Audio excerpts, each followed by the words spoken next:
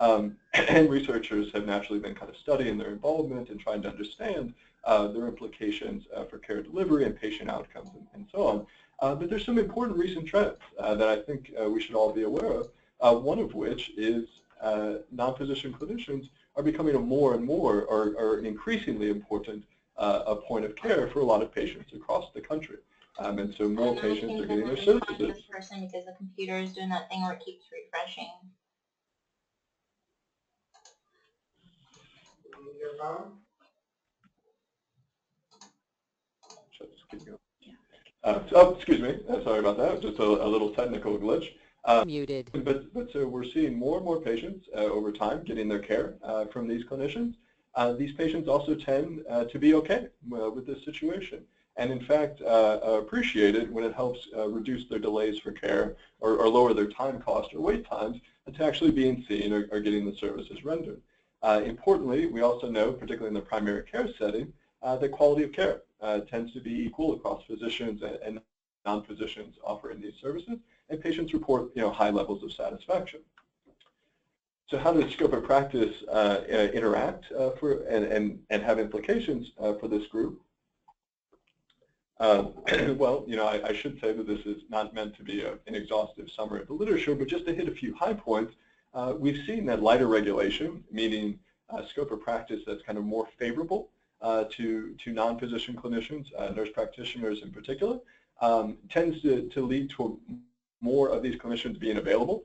So there's greater supply and allocation of these providers available to patients. We know that they tend to deliver more services to the market under more favorable regulatory regimes. And also some other important recent literature talks about that they can actually provide lower cost care. And this was an important topic in the webinar from last month, and something that the speaker went into in great detail. But something that seems to be a little bit less clear from the existing literature is how does the availability of these providers and the interplay with scope of practice actually matter for different patients from different insurance groups. And the reason that we think that could be an important, in some sense, understudied element of the literature is because in the existing literature, a lot of the empirical studies around what we could think of as kind of the mixing of different types of clinicians in care settings focuses on more comprehensive measures of like total productivity or efficiency or throughput in terms of the number of patients seen per day. And all of these are important outcomes and important areas of research from both organizational management standpoints, but also from economic standpoints. But they don't tell us much about what does it mean in terms of the amount of care delivered to different patient groups. And the reason that this could be important is healthcare is a little bit of a funny business in the sense that you can offer the same product, for example, just an uncomplicated new patient visit, and get a wide variety of different prices associated with that product because of the different reimbursements associated with different payers. And so if we imagined a primary care provider who saw 5 uncomplicated new patients in a row, she may get reimbursed at 5 different rates for those different patients if they happen to be allocated to different insurance programs, whether it be within public insurance or private insurance.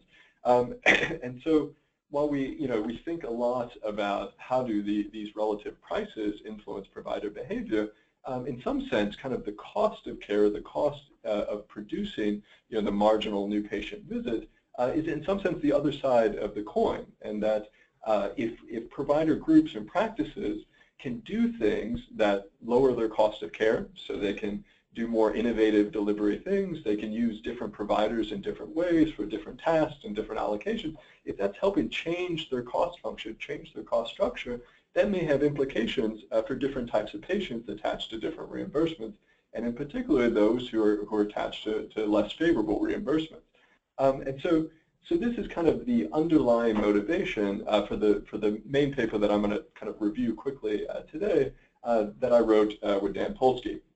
And so this was a paper that was published online in Health Economics, Policy and Law back in last fall, and then has been in the print edition right after the first of the year.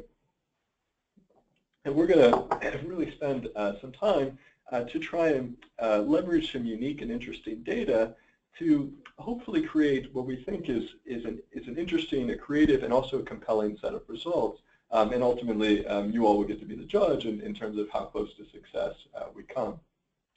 And so this paper really is about kind of two main research questions.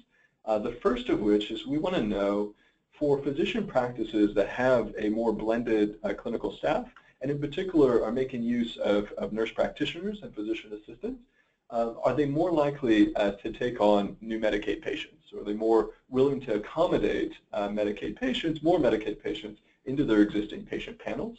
And then importantly, we want to know, is such a relationship influenced, or does it vary with scope of practice environment? Since we know scope of practice has clear direct effects and implications for these clinicians. And so how we're going to go about this is we're going to use data from a very large field experiment that was conducted primarily in late 2012 and just a little bit in 2013. And this is a joint collaboration between researchers at the University of Pennsylvania, spearheaded by Karen Rhodes and Dan Polsky, but also with joint efforts from some really great researchers at the Urban Institute. In particular, Jenny Kenny and Doug Wissaker were helping us out. And then there's the survey lab at the University of Chicago, which has this really terrific infrastructure that's going to allow us to implement the experiment that we want to run. And from the, I guess, kind of biggest picture standpoint, what this experiment is trying to do is track new primary care patient appointment availability across 10 different states in the U.S. And while 10 states is certainly not the entire U.S., these 10 states were selected because of their geographic diversity, because of their patient population diversity, and also their policy diversity. And so we can kind of get what's hopefully a little bit more of a well-rounded picture of what our measure of patient access is going to be across these states. And naturally, an experiment like this requires a lot of resources, and so it's been generously funded and supported by the Robert Wood Johnson Foundation. And so what is the experiment? So the terminology that we'll often kind of see attached to it is an audit experiment. Sometimes people will call it a simulated patient experiment. But I think the simplest and maybe the most descriptive label would be to think of it as a secret shopper experiment. And so what we're going to do is have trained field staff with very precise, standardized scripts that they're working from, pose as patients from different insurance groups, and then contact physician practices and try and get an appointment. And the way that we're going to go about this, I should offer the caveat that I'm going to very quickly give a 10,000-foot overview of the experiment and try and make it seem quite simple, but I should say that actually implementing the experiment was anything but simple. It was very, very complicated and required a lot of clever people and a lot of resources. But I just want us all to kind of have a flavor for what we did so that we could kind of interpret what Dan and I are ultimately going to do with the data. So that caveat aside, what we're essentially doing is we have a sampling frame of all physician offices that are delivering adult primary care across these 10 different states. And what our trained callers are going to do is they're going to randomly draw one of these practices, and they're going to contact it, taking on the role of one of these three insurance groups. And the groups are a commercially insured or privately insured group. The second group is a Medicaid insurance group. And the last group is a self-pay group or uninsured. And so then they engage in natural, dialogue with the practices and present themselves as somebody who would like to be a new patient seen at the practice. And then they record their successes and failures in terms of getting an appointment, and then some details about those appointments.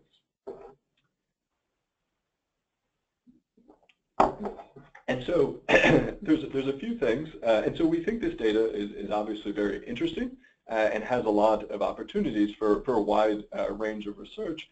But there's a few things that I should point out up front. So one of which is in terms of doing a study that's going to kind of focus on scope of practice, we have one clear challenge up front, and that's the sense that we only see a cross-sectional snapshot of these 10 states. So we're going to be able to observe what happens when we send these different types of patients knocking on the door of physician practices asking to get appointments, but we just see it at one point in time. And so we're not going to observe, for example, what happens when scope of practice regulations change. So if they become weaker or stronger or so on. So that's one challenge we have to confront. But what we're hoping to do is to see what's the most we can get out of the data. So what's kind of the most creative approach we can take to it, and can we create a set of results that has some kind of logical consistency embedded within it.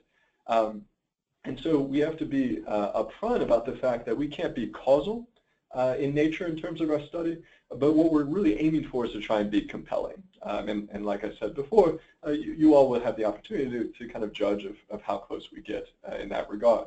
And so conceptually, the way to kind of think about what we're going to do with the data from an analytic standpoint is we're essentially trying to say, if we take two practices that are quite similar, operate in the same state, facing the same policy environment, one of those practices has just physicians on staff, while the other practice has a more mix of providers, and in particular using nurse practitioners and physician assistants. We want to know if the relative success or ability for new patients to get appointments at those two practices is in fact different because of their staffing differences. And the way that we're going to approach this analytically is to essentially create three different outcomes. So the first of which is going to be almost like our baseline measure.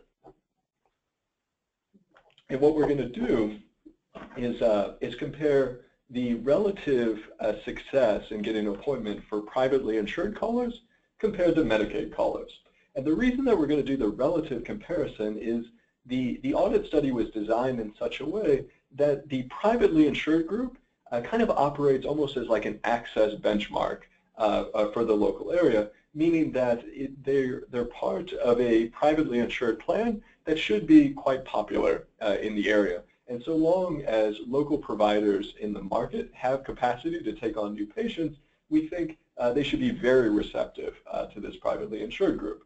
And so in that way, when we compare private to Medicaid, we can say something special or specific about the Medicaid group in particular. And so then the second thing that we're going to do is create a within-clinic measure. And now it's important to point out that the audit study was not designed as in a paired design way, meaning that all practices contacted both got a privately insured call as well as a Medicaid call.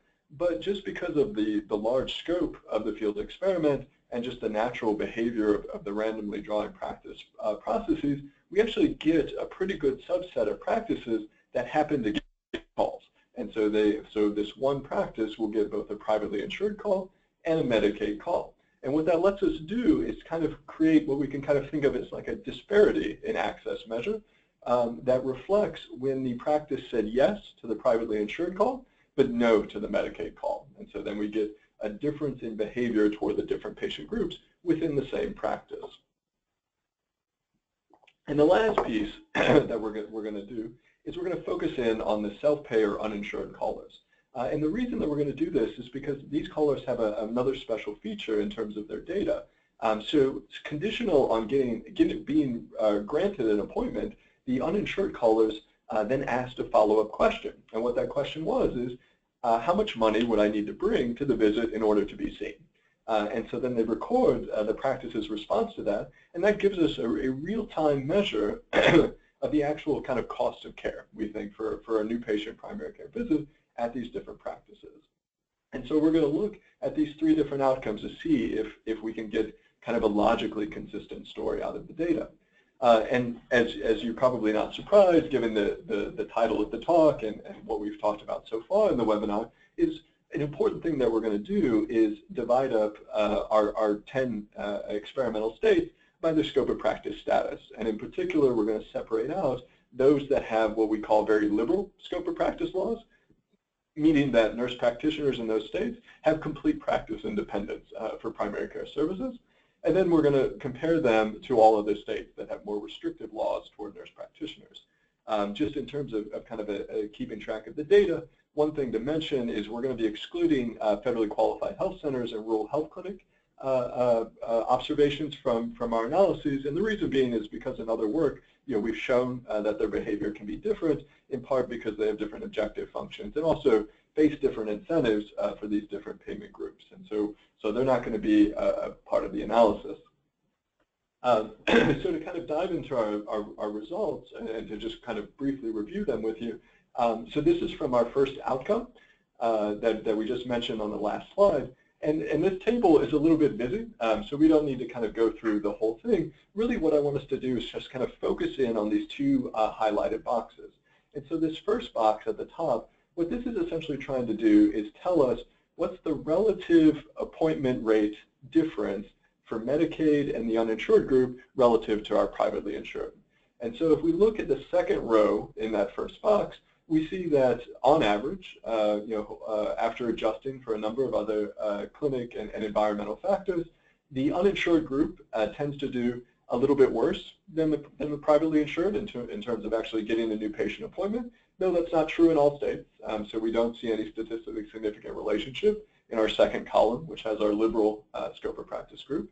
But when we move up to the first row in the top box, we can see that across all three columns, the Medicaid patients tend to do considerably worse relative to the privately insured in terms of actually getting an appointment. And so to kind of transform these coefficients into some numbers that are maybe easier to digest, if you thought that, for example, if the privately insured group on average is receiving an appointment at 85% of practices that are contacted, what these coefficients are suggesting is that for the Medicaid group, the rate would be more like 50 to 55%. So a considerable drop-off. So a large difference, but not inconsistent with a large literature that's really explored access for Medicaid patients for different providers and services. But now when we go down to the second box, so this is where we actually introduce the differential for practices that have a more blend of clinicians on their staff. So this is those with a more mixed provider group. And what we're asking the revision to tell us with these interaction terms is there any differential relationship for these practices? And so when we look in the first column, we don't really see any evidence of that being the case. But when we move to the second column, which is our liberal scope of practice states where nurse practitioners have full clinical autonomy, we see a really interesting pattern, meaning that for the Medicaid patients, there's a substantive and statistically significant positive interaction. And what that's suggesting is while the Medicaid patients still do worse relative to private, they do less worse for practices in liberal scope of practice states that also have a more blended provider mix. And so the access differential, or what we can think of as like access gap in our data, is shrunk by actually over 25% when the callers contact these types of practices. And then when we move to the third column, which is our more restrictive states where nurse practitioners don't have full independence, full practice autonomy, we see no relationship. And so there doesn't seem to be anything going on there. And then when we look in the second row in our bottom box, we also see that there doesn't seem to be anything going on in the self-pay or the uninsured group. So it seems to be if our data are telling us something meaningful, it seems to be about the Medicaid group. And so now when we move on to this next table, this is capturing our within clinic measure. So just to recall from the prior slides, this is essentially trying to capture when a practice says yes to the privately insured patient, but no to the Medicaid patient. And interestingly enough, when we look in column 1 and in the highlighted box, excuse me, the practices that have non-physician clinicians on staff, it seems to suggest that they are less likely to offer kind of disparate appointment granting to these two types of patients. But what's really important about that is that kind of overall relationship, that overall association, is masking a lot of important heterogeneity. And so when we go to our second column that has the full scope of practice states, or restricts to the liberal scope of practice states, we can see very clearly that the association that was evident in the first column is completely driven by the practices in these more accommodating policy states. And when we go into the third column, we don't really see the relationship anymore, or at least nothing that's both large or statistically significant. And so this kind of lines up with what we saw in the prior table, that there does seem to be kind of something about having non-physician clinicians available and having a more accommodating scope of practice environment. And so with the last piece of results, we're kind of trying to almost complete what we could think of as the logic puzzle. And this is where we're focusing in on the uninsured or the self-pay group and trying to understand something about the cost of visit that they were essentially quoted from the practice in terms of how much money they would have to bring with them in order to be seen. And so we're doing a very similar analysis as we had in the prior table, and essentially asking, is there a special association, a special relationship for the practices that have a more blended provider mix? We don't see anything statistically significant in the overall group, but when we move to column 2 in our highlighted box, we see a very strong and substantively large decrease in the average cost of services. And so this is almost $30, which implies that the average visit at one of these clinics could be $30 cheaper compared to a clinic that only had physicians on staff. And then consistent with the prior two tables, when we move to our third column for the states that have the more restrictive scope of practice environments, we don't see any real relationship there. And so when we kind of step back from this and we look at this pattern of results, what seems to kind of come out is that physician practices that have non-physicians clinicians on staff have better new patient appointment availability for Medicaid patients. So there seems to be an access improvement for Medicaid patients. And at the same time, these same practices are also associated with cheaper visits for uninsured patients. But the kind of key factor in all this is we only really see these relationships in states that are granting nurse practitioners full practice independence. And so when we kind of take all this together, it seems to suggest that there's a role for scope of practice in this. And while again we have to be very careful in terms of not claiming causality in our cross-sectional look, but when we look at these outcomes together, there seems to be somewhat of a compelling story that kind of comes together. And so if what the data are telling us are in fact true, and if our inferences are in fact correct, there's potentially some important policy implications that can come out of this. As we had mentioned before, the U.S. is moving to a more insured population, but it's not just a more insured population. We also know a lot of the growth among the insured group is coming through Medicaid expansions. So the Medicaid population in and of itself is growing in recent time.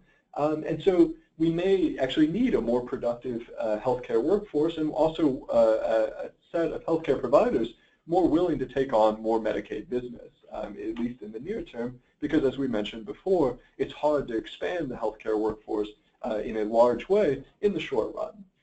And so, as these kind of trends or tides are sweeping through U.S. healthcare, and we're also at the same time, healthcare providers and healthcare institutions are facing new financial and cost pressures, we may start to think that revising scope of practice may be a near-term strategy that could be an important step in kind of addressing some of these challenges and tackling some of these policy issues. And so really quickly, before I run out of time, I just want to highlight another paper that's a working paper right now with Alice Chen and Charu Gupta that's also in the scope of practice space, in part to prove I still care very much about this research area and am actively involved in it, but also it's taking a different angle on scope of practice that I think really complements the work that Dan and I did and that I was able to briefly review with you here, in the sense that we're trying to figure out, so what are the implications of changing scope of practice laws for nurse practitioners and high-skilled nurses themselves. And so what we're going to do, and again, we're trying to do this more in a causal way, is look what happens when you grant full clinical practice autonomy to nurse practitioners and certified registered nurse anesthetists, CRNAs. And these are two of the very high trained nursing groups. And so, you know, in the 30-second overview of kind of what we're seeing in our findings in this working paper, our nurse practitioners are much less likely to be in a part-time position and are more likely to have recently changed jobs after getting their clinical autonomy. They also deliver more labor to the market, so in terms of their hours worked, and are rewarded through higher pay when, again, they have their clinical independence given to them. Similarly, CRNAs seem to be attracted to states that offer a more accommodating scope of practice environment, and also, you know, more likely to be in a full-time position once they do that. And interestingly, for both of these very high-skilled nursing groups, our policy effects are actually the strongest among women and those that are relatively new to the field. So meaning those who have recently completed their training as a nurse practitioner or CRNA and are now just kind of starting in the early phases of their career. And so that's where we actually see a lot of these policy effects tend to be the largest in magnitude. And so just a couple kind of key takeaways from this is, you know, at least in our current version of the paper, we think we see that high-skilled nurses are in fact sensitive to their scope of practice environment. They respond in terms of the amount of care that they deliver to the market. They also seek out employment opportunities to put their full kind of set of skills to work.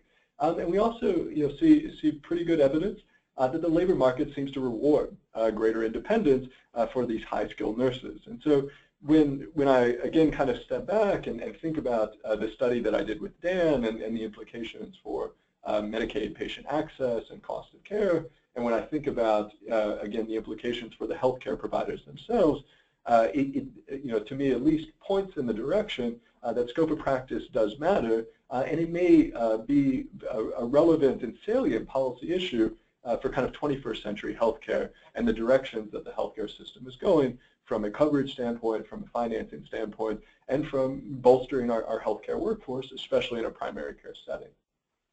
So with that, I think I have just enough time allotted so we can have some questions. And again, thank you to Pete and the center for giving me the chance to talk about some work and a policy issue I'm very interested in and passionate about. And then also for the webinar participants, you know, for taking the time out of your day to listen to the presentation. Great, thank you, Michael. That was a wonderful presentation. At this point, just a reminder, we're open to questions from the audience, so please use the questions area of your GoToMeeting toolbar to enter your question, and then we'll pose as many as we can to our presenter. In our traditional fashion, I like to give Pete the first swing at questions. So Pete, if you are ready to ask Michael something you've been pondering while he's been speaking, you're welcome to take the floor.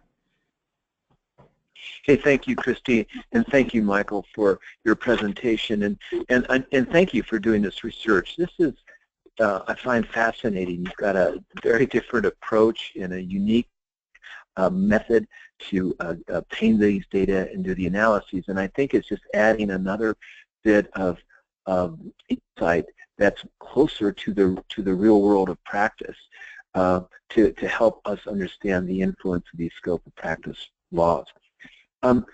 The one quick comment before I sort of pose the question is I find it very interesting that your findings that the non-physician clinicians are helping to increase the access to care for Medicaid populations is consistent with a descriptive study that we did a couple of years ago when we surveyed the nation's nurse practitioners and physicians providing primary care. And the nurse practitioners were far more likely to report that they worked in a practice that did take, more likely to take new patients, and particularly Medicaid patients. But that was a descriptive piece. So now you're sort of coming around with this to sort of bolster the findings that we saw.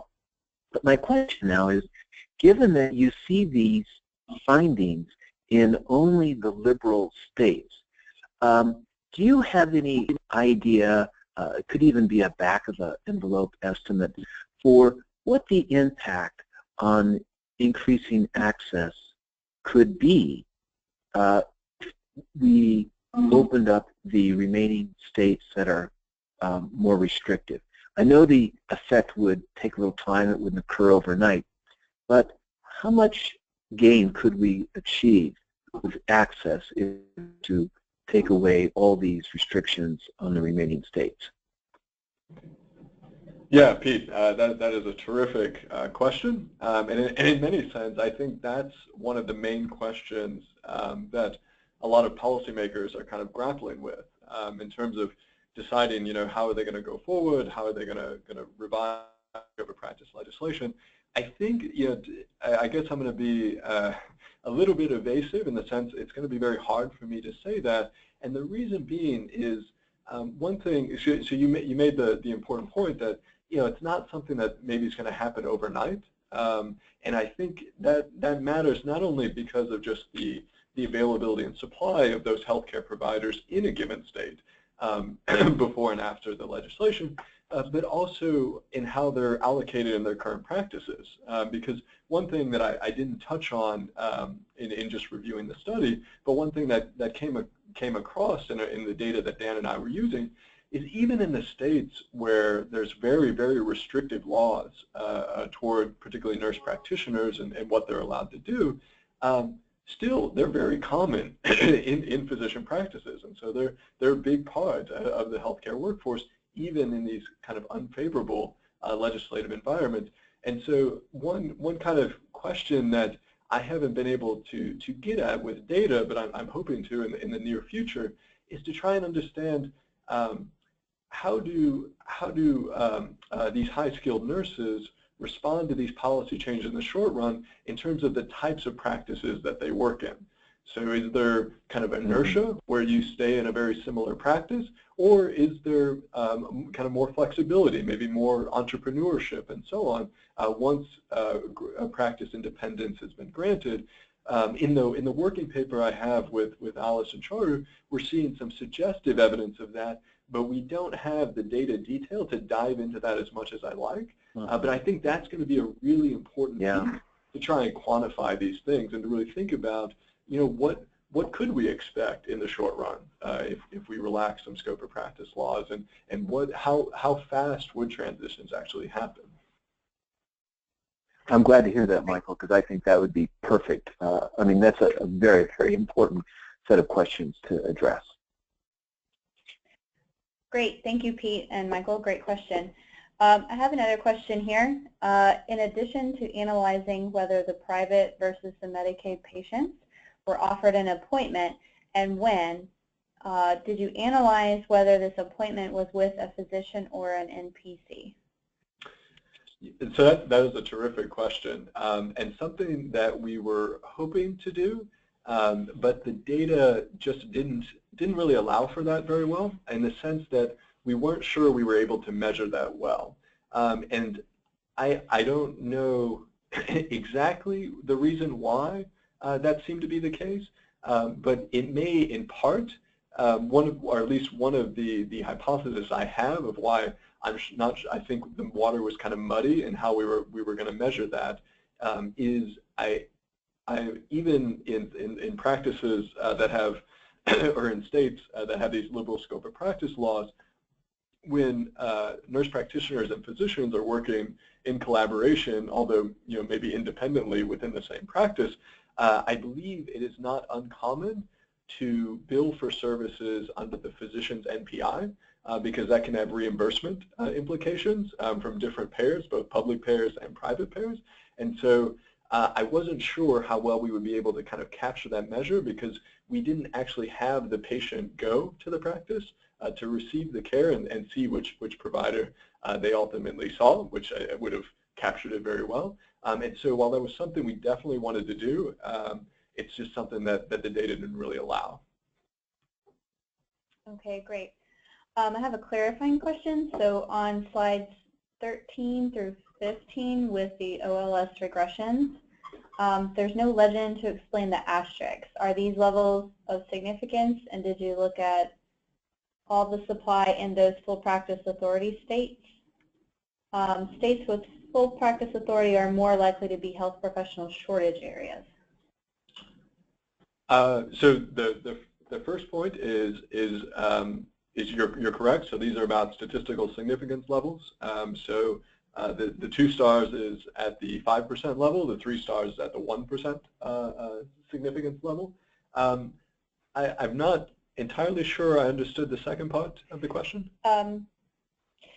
Did you look at all at supply in those full practice authority states? So the point is some of these states with full practice authority are more likely to be health professional shortage areas in general. So No, absolutely. And so this, this is raising a very important point about the way that we went around the analysis, or about the analysis, is we wanted to compare practices within the same state, because not only do we know that states vary on all sorts of different policy measures, Medicaid reimbursements, and so on, but also that the states, particularly in our 10 states that have a full nurse practitioner practice authority, are different in terms of kind of a lot of rural areas, also a lot of shortage areas, as you're implying, and so we wanted to kind of set up the analyses in a way that we're comparing practices within the same state as opposed to across states, because then we would have a lot of these other confounding issues that would muddy the waters and make it a little bit harder to kind of understand what the data are trying to tell us. But so yes, that's absolutely true that the states in our data that have the liberal scope of practice, are different in terms of shortage areas and so on to these other states. Okay, and then a follow-up question on that one. Did practices you looked at include community health centers, which are more likely to employ NPs, and then which is largely a Medicaid population where access is quite different? Yeah. So this is absolutely. So the staffing structure for the community health centers is different. How the facilities finance themselves are very different, and we actually have analyzed them in isolation in some other work with our larger audit study team. And so for these analysis, we took that group out for all of the reasons that you just said, in the sense that we know that they are different and they may be differentially allocated within these states. And so what we're really trying to compare as best we can in the practices that are in our analyses are what we could think of as kind of private practices. So these are not safety net clinics or other kind of specialty clinics. These are just kind of the standard primary care private practices that we see in the market. Okay, great. Thanks for clarifying. That was a good question. I have one quick request to bring up the citation for the research again before we close. So if you have, I think you had a citation up for the paper with Dan? Yes. Yes. We can leave it on the screen there for just a minute. Okay. The next question, have you done any qualitative research on the reasons for practices with NPCs taking on more Medicaid patients other than availability of appointment slots? So any other qualitative reasons? Yeah, so this is another area that we're trying to kind of launch into, is to try and from a kind of more of almost like a management or organizational behavior standpoint, try and understand, why do practices make these choices in terms of how to set up their clinical staff, and what are the different implications for how they use a more blended provider model. And so we haven't had the chance to do that yet, but I mean, I certainly think that that's going to be another important area to kind of push on, going beyond kind of this observational data. I mean, it's experimental data in the paper with Dan, observational data with my colleagues Alice and Charu, but this is another, I think, really, really important and fascinating piece to try and understand that. And then in particular, which very much loops back to Pete's original question of kind of, what makes these practices then more accommodating to the Medicaid market. And right now, my working conjecture is it helps them deliver lower cost care, but it's, I think, going to be important to do just as you suggest, and really dive in and get to know these practices and figure out what's kind of going on in the black box. I have a question for you, Michael. I'm curious about why you selected this journal to publish your article in, and what about it appealed to you for this paper? Well, Well, so this is a difficult question, and the truthful answer is it was, so because we didn't have in the kind of the econometric parlance a causal identification, meaning we had a statistical strategy that really nailed down causal inference. Economics journals, a lot of economics journals were going to be a difficult sell, and so the paper, even though we were doing some creative things, we thought with interesting data, and we also really had what we thought was a pretty meaningful kind of conceptual framework that was underlying what we did. It was still going to be kind of in a health services type of setting or venue, and as many people that are participating in the webinar today, and Pete, I'm sure as well knows, it is a challenge to publish papers on scope of practice because there are some very vested interest, and there's a lot of heated politics and personal opinions around it, and so it is not easy to kind of thread the needle and find a good outlet where the paper can kind of be reviewed and commented on from a objective empirical standpoint.